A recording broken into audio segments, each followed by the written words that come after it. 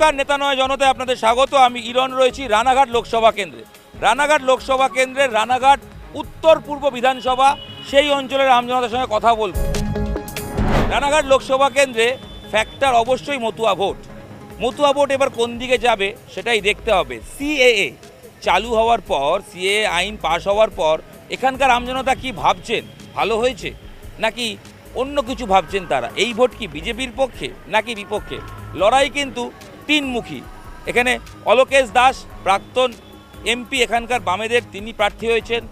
জগন্নাথ সরকার গতবারের এমপি, 5 বছর আগে বিজেপির টিকিটে জিতেছিলেন, তিনি আবার প্রার্থী হয়েছেন। আর মুকুটমণি অধিকারী তৃণমূলের পক্ষে প্রার্থী হয়েছেন, যদিও মাসখানেক আগেও তিনি বিজেপি বিধায়ক ছিলেন। বিজেপি বিধায়ক পদ থেকেই তিনি সরাসরি চলে আসেন তৃণমূলে এবং এমপি ভোটে প্রার্থী হয়ে যান। লড়াই কি তাহলে তিনমুখী? এই অঞ্চলের মতুয়া ভোট কতটা ফ্যাক্টর জানতে আজ আমরা রয়েছি রানাঘাট উত্তর পূর্ব বিধানসভায়। রানাঘাটের বাসিন্দা, ভোট আসছে, কীরকম আছেন আগে বলুন। রানাঘাটের বাসিন্দা হিসাবে ভোট আসছে, এটা আমাদের কাছে, ভোটটা আমাদের গর্বের বিষয় যে স্বাধীন ভারতবর্ষের নাগরিক হিসাবে ভোটাধিকার প্রয়োগ করাটা আমাদের গর্বের এবং এটা আমাদের অধিকার।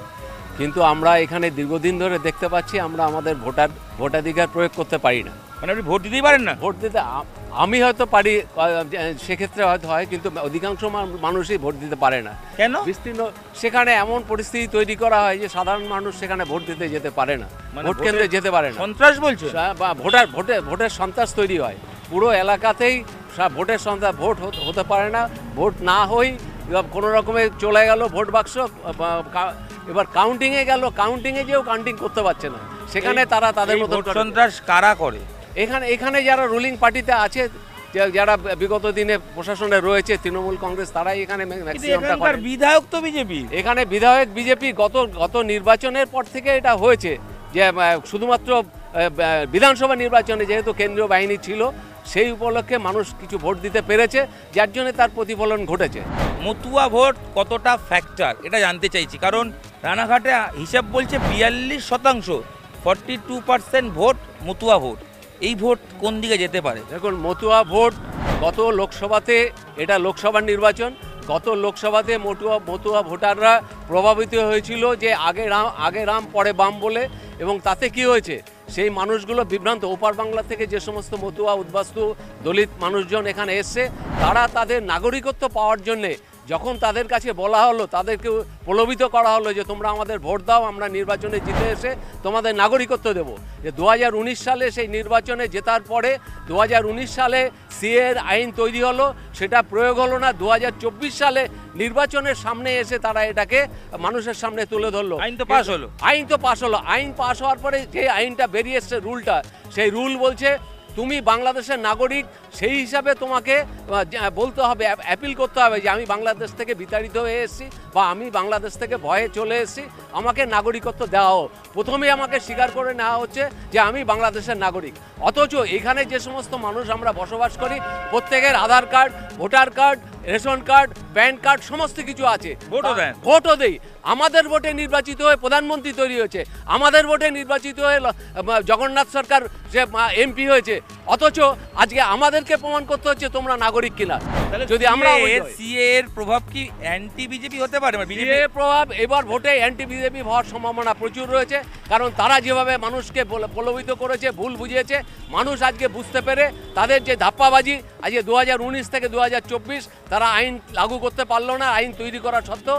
সুতরাং সেখানে আমরা মনে করছি যে এখানে মানুষ তাদের ধাপ্পাবাজি ধরতে পেরেছে, মানুষ সচেতন হয়েছে, সুতরাং এটা ভোটের প্রভাব পড়বেই। রানাঘাট মানে তো মতুয়া ভোট ফ্যাক্টর বলছে সবাই। মতুয়া ভোট, মতুয়াদের মন কোন দিকে? মতুয়ারা তো বিজেপির একটু করবেই, কিন্তু আসল কথা হচ্ছে ভোটটা সঠিকভাবে দিতে পারলে হয়। কেন? কেন্দ্রীয় বাহিনী থাকবে তো। কেন্দ্রীয় বাহিনী তো ঘরে বসে থাকলে কেন্দ্রীয় বাহিনী কি করে ভোটই করবে? তাই হয় নাকি? সেইটাই তো হয়েছে। সর্বাধিক কেন্দ্রীয় বাহিনী এবারের লোকসভা ভোটে। কেন্দ্রীয় বাহিনী এসে তো ঘরে বসে আছে, এখানে তো কোনো বুথে আসেনি। রুট মার্চ হয়নি এলাকায়? না, এবার হচ্ছে, তাও রুট মার্চ কিরকম হচ্ছে, বাসে চড়ে। 5 বছর আগে এখান থেকে জিতেছেন জগন্নাথ সরকার, তাকে দেখতে পেয়েছেন এলাকায়? উন্নয়ন করেছেন? তার ফান্ডের টাকা খরচ হয়েছে? আমি সেটা বলতে পারবো না। তাকে দেখেননি? এসছে দেখেছি, কিন্তু কি উন্নয়ন করেছে সেটা বলতে এবার পারবো না। যখন ভোট দেবেন, যে ইস্যুতেই ভোট দেবেন, মানে যাকেই ভোট দেবেন, কোনো ইস্যু ভেবে দেবেন তো? কি ইস্যু ভাবছেন এবার? আমরা বিজেপি সাপোর্টার, বিজেপিকেই ভোট দিই। আচ্ছা, বা বিজেপি সাপোর্টার বুঝলাম, কিন্তু কেন বিজেপি মনে হচ্ছে? আমি সরকারি কর্মচারী, আমি ডিএ পাইনি বহুদিন। আচ্ছা এবার আমি দিদি সাপোর্ট হবই কই করে, এটা হচ্ছে পরিষ্কার কথা। দাদা, দাদা এদিকে চলে আসুন পাশে। হ্যাঁ, আমরা একটু ওলট পড়ন করে নিই। বলছি আপনি আর উনি তো ওলট পড়ন করলেন, কিন্তু এখানে ভোটের বাজারে কি মনে হচ্ছে? বিজেপি আবার সেই মানে এমপি হিসেবে জগন্নাথ সরকার এগিয়ে, নাকি মুকুটমণি যিনি বিজেপি ঘরের সব খবর জানেন তিনি প্রার্থী হয়েছেন তৃণমূলের, কি মনে হচ্ছে দাদা? ভোটের মার্জিনে গতবার তো বিজেপি প্রচুর ভোটে লিড দিয়েছে, এখানে 2 লাখের দু লাখের বেশি। কাছাকাছি। তবে এইবার আশা করছি লড়াই হবে, কেন এমন একজন ক্যান্ডিডেট দীর্ঘদিন পর দাঁড়ালেন এখানে, তার নাম অলোকেশ দাস। তিনি এখানকার প্রাক্তন 2 বারের এমপি। ঠিক। এবার মনে হচ্ছে এবার একটু ফাইট আছে, হাড্ডাহাড্ডি লড়াই আছে। অলোকেশ দাস 2 বারের এমপি ঠিকই, কিন্তু বামেদের ভোট দেখা গেছে পুরোটাই সুইং করে গেছে বিজেপিতে। হ্যাঁ, পুরোটাই সুইং করে গেছে বিজেপিতে। আমরাও প্রথমে বলতাম আগে রাম পরে বাম, কিন্তু পরে দেখলাম যে এই সব দিক দিয়ে দেখলাম ওদের একটা সেটিং বিষয়। কার সাথে কাজ সেটিং? তৃণমূলের সাথে বিজেপির সেটিং। সেটিং আছে। হ্যাঁ, সিএএ এর আইন পাস হওয়া প্রভাব ফেলবে? হ্যাঁ ফেলবে, প্রভাব ফেলবে। কার পক্ষে? বিজেপি? সেটা জানি না, তবে কালা আইন, এই আইন ঠিক নয়। এই যে ভোট আসে, নেতারা প্রতিশ্রুতি দেয়। ও কতজন কত কিছু বলছে, হ্যাঁ, মাথার উপর ছাদ দিয়ে দেবো, এ দিয়ে দেবো, ও দেবো, তা দেবো। আবার আর একজন বলছে এ দেবো, তা দেবো। সবাই তো প্রতিশ্রুতি দেয়, কে কি করবে জানি না। আবাসের ঘর পাননি? না, নাম ছিল? নাম ছিল। আচ্ছা, ভোট এসে গেল, লোকসভা ভোট দেবেন তো? ভোট তো দেবোই, কি ভেবে দেবেন? দেবো। এখন কিভাবে যা যেরকম ভাবে দেওয়া হবে। দেওয়া হবে মানে আপনি তো আপনার ভোট আপনি ঠিক করবেন। আমি তো ঠিক করি, কিন্তু আমি তো সেরকম ভাবে দিতে পারি না ঠিক মতো। কেন, চাপ আছে নাকি? চাপ তো পঞ্চায়েত ভোটে ছিল। কিরকম? ওখানে কাগজ লিখলাম, ওখানে কালি দিল, ওখানে গিয়ে বলে স্লিপগুলো দাও, হয়ে গেল। আপনি ভোট টেপেননি? আমি টিপার সুযোগই পাই। ওদের রানাঘাটে না 42% মতুয়া ভোট। ভোটের এবার মতুয়া মন কোন দিকে? মতুয়া মন এখন মতুয়া ঠিক আমি মতুয়াদের বুঝি না, কারণ মতুয়া আমাদের বগুড়া আবার 4 ভাগ। তাই? হ্যাঁ, একটা আছে পিওর মতুয়া, আর একটা আছে চেতনা মঞ্চ বলে মতুয়া, তারপরে আছে এর দলে একটা মতুয়া, মানে ওর দল একটা মতুয়াই আর কি। একটা বিজেপির মতো আছে, টিএমসির মতো আছে, চেতনা মঞ্চ আছে, আর আপনার লোকাল একটা টিম আছে। এই হচ্ছে মতুয়া বগুড়া 4 ভাগ। আর মতুয়া এখন কে কোন দিকে দেবে সেটা আমি বলতে পারবো না। মুকুটমণি অধিকারী তিনি যে দল চেঞ্জ করলেন, তার প্রভাব কি মনে হয় মানুষের মধ্যে পড়বে, নাকি দল লোক সিম্বল দেখে ভোট দেবে? ওর মতো বেমান লোক হলে বেমানের মতো ভোট দেবে। কেন? তো ছিল বিজেপিতে, এখনো বিধায়ক পদ আছে। হ্যাঁ বিধায়ক পদ আছে। আবার টিএমসিতে দাঁড়ালো কোন লোভে? নিশ্চয়ই কোনো লোভ আছে। তৃণমূলের অনেকে মেনে নেবে না মুকুটমণিকে। বিজেপি থেকে এসছে বলে? হ্যাঁ, যেমন গাছ নাই গিয়ে মুসলিমদের নামে উল্টো পাল্টা কথা বলে, এই মুকুটমণি বলে এসছে। ওইখানকার মুসলিমরা তো ওকে ভোট দেবে না, হয় সিপিএমকে দেবে নাহলে বিজেপিকে দেবে। ভোট যখন দেবেন কিছু তো ভেবে দেবেন। কি ভেবে দেবেন? ভোট দেবো না। হ্যাঁ, ভোট দেবো না। মানে কার্ড নেই বল? আছে তো ভোটার কার্ড? কি ভোটার কার্ড? ভোটার কার্ড আছে তো? অবশ্যই। আগে দিয়েছেন? হ্যাঁ, ভোট কাকে দেবো? ভোটটা কাকে দেবো? কেন? না না, সবই এক। হে রসুনের কোয়া যেরকম সব এক, সবই এক। এই যে লক্ষ্মী ভাণ্ডার, কন্যাশ্রী, যুবশ্রী, বয়স্ক ভাতা দেওয়া হয়, এগুলোর প্রভাব আছে? মানে ভোটে এগুলো লোকে ভাববে যারা পান? এইটা বেশি পড়বে না। আপনি পান এগুলো, মানে আপনার পরিবার? হ্যাঁ ভাই। তাহলে ভোট দেওয়ার সময় ভাববেন যে এইগুলো এই সরকার দিয়েছে, তার দলের প্রতিনিধি, না ভাববেন না? না না না না না, ওইটা তোমার আছে যে ওর থেকে যদি তোমার 10টা ছেলের চাকরি হতো তাহলে ওটা ভালো হতো। এই যে বিএ পাস কাঠ মিলে কাজ করছে। বিএ পাস করার পর এই মিলে কাজ করছেন কেন? বাড়ির অর্থনৈতিক সমস্যা, বাড়ির মানে কি বলবো, দিন আনে দিন খাই। হ্যাঁ, দিন আনে দিন খাই। চাকরির পরীক্ষাও দিয়েছি, কিছু হয়নি। তো এখানে যদি একটা কলকারখানা থাকতো অন্তত এর চেয়ে বেটার থাকতেন। অবশ্যই। হ্যাঁ, তো এই যে লোক, এই যে অনেকেই বলছে যে মতুয়া ভোট প্রভাব পড়বে, হিন্দু মুসলিম ভোট আছে, কাজকর্মের কথা কেউ বলছে? কোনো নেতা কোনো দল এসে বলেছে যে এখানে কর্মসংস্থান দেবো? না। হ্যাঁ, এই যে 5 বছরের এমপি বা যারা ভোটে দাঁড়ালেন, তাহলে এখানে একটাও কলকারখানা এই অঞ্চলে কোথাও করার কথা বলেননি। আপনিও কি বিএ পাস? তো বিএ পাস একজন যুবক, শিক্ষিত যুবক, সেই কাঠ চিরার বা কাঠ কাটার মেশিন কলে কাজ করছেন। করতে হচ্ছে সময়ের মানে কি আর বলবো, অন্য অন্য কোনো জায়গায় কিছু হয়নি। এই যে ভোট আসে, রাজনৈতিক দলগুলো যখন বলে, কি ভাবেন আপনি? কি আর ভাববো, ভোট আসার আগে কত কিছু বলে, ভোট চলে গেলে পরে তারপরে আর 1-2 দিন ঘোরাফেরা করলে চেনে না। নেতারা জনতা আজ এখানেই শেষ করি। আশা করব নেতারা শুনলে বুঝবেন এই যুবকদের, যুবক যুবতী শিক্ষিত যারা, তাদের মন পেতে হলে কিছু একটা প্রয়োজন, উন্নয়ন প্রয়োজন, উন্নয়ন। সবশেষে উন্নয়নের জয় হওয়া উচিত। আজ এখানেই শেষ।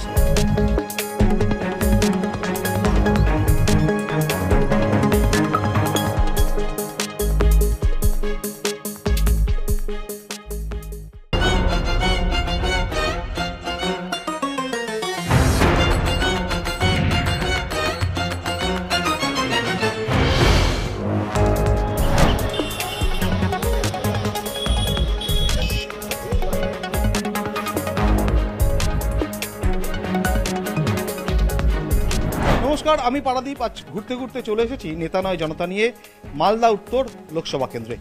মালদা উত্তর লোকসভা কেন্দ্রের অন্তর্গত মালতীপুর বিধানসভা। আর এই মালতীপুর বিধানসভার মানুষজন তারা আমাদের সঙ্গে রয়েছেন। তারা একদিকে যেমন লোকসভা নির্বাচনের প্রাক্কালে তাদের চাওয়া পাওয়া, দাবি দাওয়া, সুবিধা অসুবিধা নিয়ে আমাদের সামনে মুখ খুলবেন, অন্যদিকে তারা জানাবেন যে তাদের কেমন প্রার্থী পছন্দ, তারা গত 5 বছরে কি পেয়েছেন। মালদা উত্তর লোকসভা কেন্দ্র 2009 সালে তৈরি হয়। সাবেকি মালদা যে লোকসভা কেন্দ্র ছিল সেটা ভেঙে 2009 সালে 2টো লোকসভা আসনে ভেঙে দেওয়া হয়। একটা হচ্ছে মালদা উত্তর, অন্যটা মালদা দক্ষিণ। এবং এই মালদা উত্তরে এই মুহূর্তে যে 7টি বিধানসভা কেন্দ্র রয়েছে তার মধ্যে 3টি রয়েছে বিজেপির দখলে, অন্য 4টি যে বিধানসভা সেগুলো রয়েছে তৃণমূল কংগ্রেসের অধীনে। তো সামনে লোকসভা নির্বাচন, সেই লোকসভা নির্বাচনে এখানকার মানুষ কি ভাবছেন? কারণ নেতাদের তর্জন গর্জন, নেতাদের ভাষণ সে তো আমরা সবাই ফলো করি, কিন্তু আমি পারাদীপ ঘুরে বেড়াচ্ছি মানুষের মাঝে, মানুষের মনের কথা তুলে ধরতে। আর এইভাবেই ঘুরতে ঘুরতে আজ আমি চলে এসেছি মালদা উত্তরে। মালদা মানেই একটা সময় ছিল যখন সেটা বলা হতো গনি খান চৌধুরী, অর্থাৎ বরকতদার গড়। এখনও কি? এখনও বরকতদা 1980 থেকে 2004 পর্যন্ত এই মালদা লোকসভা কেন্দ্র, অর্থাৎ সাবেকি যে মালদা লোকসভা কেন্দ্র ছিল সেখান থেকে 8 বারের সাংসদ। 2006 সালে তিনি মারা গেছেন, কিন্তু তার মৃত্যুর 1.5 দশক পরেও এখনও কি মালদা সেই গনি ম্যাজিক, সেই বরকত ম্যাজিক কাজ করে, বরকত ফ্যাক্টর কাজ করে? কি বলছেন এখানকার মানুষজন, শুনবো। বরকতদা, বরকতদা নামে এখনো ভোট হয় মালদায়? বরকতদার নামে মানে কোনো তুলনাই নাই। বরকতদা মানে কংগ্রেসের মাটি, এই মালদার মাটি, উত্তর মালদায় এখনো মানে যেদিকে তাকাবা, অলি গলি পাড়ায় যেখানেই যাও না কেন, শুধু বরকতদার মাটি। বরকতদা মানেই কংগ্রেসের মাটি। বরকত এবি খান চৌধুরী যখন ছিলেন, ওনার যা প্রোগ্রেস, যা কাজ করেছেন উনি, ওনার এখনও ওই জিনিসটা এখনও বহাল আছে, কংগ্রেসের মধ্যে এখনও বহাল আছে, এখনও ওইটা নিয়েই এক ভোট হয় আর কি। এটা বাস্তব, এটা অস্বীকার করা যায়। মালদার আম যেমন সারা বিশ্ব বিখ্যাত, তেমনি বরকত গনি খান চৌধুরী শুধু মালদা নয়, গোটা ভারতবর্ষে ওনার কাজ আছে। সব থেকে বড় খ্যাতনাম যে কাজ, আজকে আপনারা লক্ষ্য করবেন Kolkata metro, Malda town, railway station, এই যে মাস্টার প্ল্যান রোড আপনারা আসলেন, একমাত্র ইউপিএ 2 এর আমলে রিপেয়ার হয়েছে। তারপরে আর বর্তমান শাসক দল রিপেয়ারের নামে কোনো কাজ করে না, শুধু তোলাবালিতে ব্যস্ত। তাই বরকত গনি খান চৌধুরী, আমরা যেমনি ব্র্যান্ড কথাটা ব্যবহার করে থাকি, তা মালদার একটাই ব্র্যান্ড, সেটা এবিএ গনি খান চৌধুরী। আগেও প্রমাণিত হয়েছে, বর্তমানে হবে, আর ভবিষ্যতেও হতেই থাকবে। বরকতকে আমি রেসপেক্ট করি, একজন সিনিয়র লিডার, কিন্তু এখানে আপনাকে ধরিয়ে নিতে হবে বরকত ফ্যাক্টর বলে এখানে কোনো কথা নাই। আপনাকে পরিসংখ্যান দেওয়া হচ্ছে, যেখানে আমার 4 জন আমার এমএলএ জিতেছে, আজকে পঞ্চায়েতে বিরোধী শূন্য, তারা বিভিন্ন জেলা পরিষদে শূন্য আছে। এখানে যদি ম্যাজিক কাজ করতো তাহলে এমএলএ জিততো, বিধানসভাতে 0, সব জায়গায় 0 হয়েছে। বরকত ম্যাজিক বলে কথা নাই, ম্যাজিকটা নষ্ট হয়ে গেছে। গত পঞ্চায়েত নির্বাচন কিভাবে লুট হয়েছে এই চন্দ্রপাড়ার মাটিতে। রামপুর, গোয়ালপাড়া একের পর এক বুথ ছাপ্পা হয়েছে। কাজীপাড়া বুথ আপনারা দেখেছেন, ব্যালট বক্স জলের মধ্যে ভাসছে। এই থেকে বোঝা যায় পশ্চিমবাংলায় গণতন্ত্র আছে না নাই, সেটা সাধারণ মানুষ আজকে দেখছে। সন্দেশখালী আজকে দেখছে একের পর এক মন্ত্রী জেলে যাচ্ছে। এর থেকে ঘৃণা মানুষের আর লজ্জার কিছু। নির্বাচনে মালদায় সন্ত্রাস, নতুন একটা ইস্যু উঠে এলো। নির্বাচনে মালদায় সন্ত্রাস হয় না, সন্ত্রাস বলে কথা নাই। আপনার পাশে বসে বলছেন না, যে যিনি বলছেন মাসুদ সাহেব যেটা বলছে, মাসুদ সাহেব যেটা বলছে, মাসুদ সাহেব যেটা বলছে, মাসুদ সাহেব যেটা বলছে বলছে আমি আমি নট হতে পারে না। যেখানে মানুষের রায় তাদেরকে প্রত্যাখ্যান করেছে, মানুষ তাদের সাথে নাই, সেখানে ওরা, আমি এখানে চ্যালেঞ্জ করছি আপনার ক্যামেরার সামনে, ওরা আমাকে এক মিনিট বলছি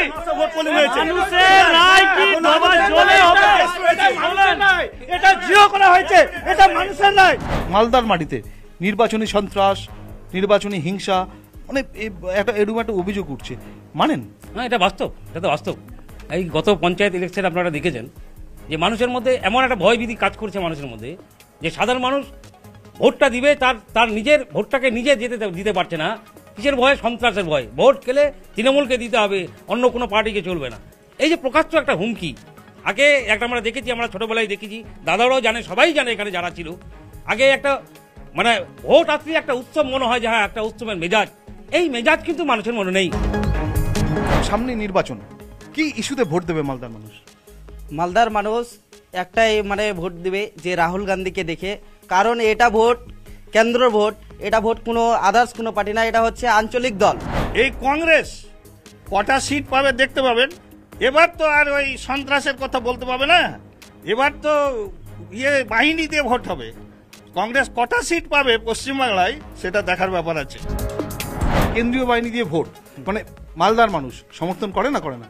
মালদার মানুষ আমরা 100% সাপোর্ট করি। আর এটা বারবার যখন বিরোধীরা আক্রমণ করছে, যেখানে মানুষ তাদের সঙ্গে নাই, শূন্যতে পরিণত হয়েছে, এটা বাংলার মানুষ উন্নয়ন যেখানে দাঁড়িয়ে আছে, আপনি ভাবতে পারেন জন্ম থেকে মৃত্যু পর্যন্ত উন্নয়ন। যারা এখানে বসে আছে তারা বাড়িতে গিয়ে, আজকে যারা এখানে এসছে, মমতা বন্দ্যোপাধ্যায়ের উন্নয়নের এককটা প্রকল্পের মধ্য দিয়ে তারা সারা পেয়েছে। এখানে আমরা কেন্দ্র বাহিনী আরো বেশি চাইছি, সেটা আমাদের ভোটের মধ্যে দিয়ে সেটা আগামী 4 তারিখে আপনার ক্যামেরার সামনে বলছি জিরোতে পরিণত হবে। বাংলা থেকে বিরোধী আসন শূন্য হবে কংগ্রেস দল। উন্নয়ন হয়েছে, কিন্তু ব্যক্তি উন্নয়নের থেকে, সমষ্টি উন্নয়ন থেকে ব্যক্তি উন্নয়নের ধারাটা বেশি এই সরকারের, বর্তমান সরকারের, কেন্দ্রীয় সরকারে হোক আর রাজ্য সরকারই হোক। আজকে এই লক্ষ্মী ভান্ডার থেকে শুরু করে মানুষের বিভিন্ন রকম প্রকল্প, মানুষকে এই প্রলোভন দেখিয়ে টাকা দিয়ে ভোট নেওয়া, এই যে প্রবণতা বর্তমান সরকারের, এই রাজ্য সরকারে হোক আর কেন্দ্র সরকারের বিজেপি সরকারে হোক, এরা চাইছে লোককে আমি কিছু টাকা দিয়ে, তার কাছ থেকে প্রকল্প নামের কিছু টাকা দিয়ে তার কাছ থেকে ভোটটা নিব। যিনি বলছেন আমার বন্ধু ভাই, আর ওর লক্ষ্মী ভান্ডারের টাকা তুলে জামাটা তো পড়ে এসছে আজকে টক শোতে। গ্যাসের দাম কমলো, তো এটা কি ভোটের চমক, নাকি এটা মানুষের কাজে লাগছে? আজ থেকে কংগ্রেস আমলে আপনি দেখুন কি যে কত ছিল গ্যাসের দাম, 400 কত টাকা ছিল, আজকে কত 426 টাকা ছিল, আজকে কত, আজকে 1000 টাকা, 1100 টাকা, 100 টাকা কমিয়ে দিল। সেটা কি কমা হলো? ভোটের আগে সিএএ মালদার মানুষের উপর প্রভাব পড়বে? 100% প্রভাব পড়বে। যেইভাবে বিজেপি যে অত্যাচারটা মানুষের উপর করছে, সেটা 100% মানুষ বুঝে গেছে। সিএ নামে যে প্রতারণা করা হচ্ছে আর কি বর্তমান সরকার আর এই যে কেন্দ্র সরকার, এটা একটা সেট আপ এদের মধ্যে একটা সেট আপ গেটআপ আছে, যে আমি ভোট আসলে সিএ চালু করব আর তুমি বিরোধ করবা, তাহলে মুসলিম ভোট আমি পাবো আর হিন্দু ভোট তুমি পাবা, তাহলে তোমার রাজ্যে তুমি থাকো, আমার সেন্ট্রাল আমি থাকবো। এই তো সেট আপ রাজনীতি চলছে আজকে তৃণমূল আর বিজেপি সরকারের মধ্যে। কতগুলো মানুষ অফিসে গিয়ে কাজ করার ক্ষেত্রে সমস্যা হতো, তো আমাদের রাজ্যের মুখ্যমন্ত্রী বললো যে টোটাল প্রশাসনকে উঠে চলে যেতে হবে মানুষের পরিষেবায়। কোথায়? দুয়ারে সরকার।